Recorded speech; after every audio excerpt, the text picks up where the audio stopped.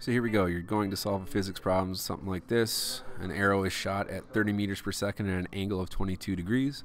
Before you can even get to how far the arrow is going to go or how high it's going to go up into the air, the first thing you're going to need to know is how it's moving both vertically and horizontally a little bit. So what we're going to have to do is use some trigonometry to figure this out. So let's zoom in on this and see if we can help us figure out what's going on in this. So the first thing to remember is when you do this problem, even though it's moving up at an angle, it's still moving horizontally, like so, and it's still moving vertically, perhaps like that.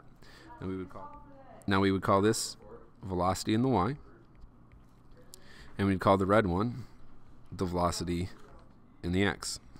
So how do we go about solving for those? What we're going to have to do then is use SOHCAHTOA to help figure this out for it. So trigonometry, sine is equal to opposite over hypotenuse. Cosine is adjacent over hypotenuse. And though we don't need it for this problem, I'm just going to write it on there. Tangent is opposite over adjacent. So let's use that for our processes down here. Let's start with sine. Sine says that the sine of theta is equal to the opposite over the hypotenuse. Now in this problem, if we wanted to solve this for the opposite side, what you would end up doing is multiplying both sides by the hypotenuse. Or if I clean this up a little bit, it would say this: the opposite side is equal to the hypotenuse times the sine of theta. Alright? In our problem here, the opposite side isn't called O or opposite. What it's called is V sub I. So if we adjust this for our actual problem here, what we get is that the vertical velocity is going to be equal to the velocity, that 30 meters per second where it was shot, multiplied by the sine of theta. Go ahead and put our numbers in. You would see in this problem, what you would do is you would go 30 meters per second times the sine of 22 degrees. And if you run that through your calculator, what we end up getting is that the vertical velocity would be 11.2 meters per second. X direction here, so we'll go out a little bit differently. What we would do here is look at the cosine. So it says cosine theta is equal to adjacent over hypotenuse. If we were to solve this for the adjacent side, we'd multiply both sides by h.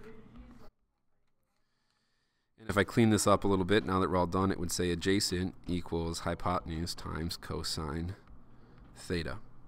Now once again, in our problem, it doesn't say adjacent or hypotenuse. It says v sub x and 30. So if we do this for our problem, the adjacent side would be velocity in the x, and so that would be equal to the hypotenuse or the velocity of the object multiplied by the cosine of theta.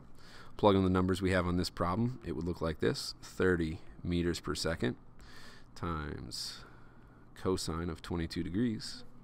And if you run that through on your calculator, make sure your calculator's in degrees, not radians, you get that the velocity in the x direction is equal to 27.8 meters per second. So now you can go back and start solving the problem the rest of the way you'd want to start figuring out the range, because you now have the horizontal and the vertical velocities.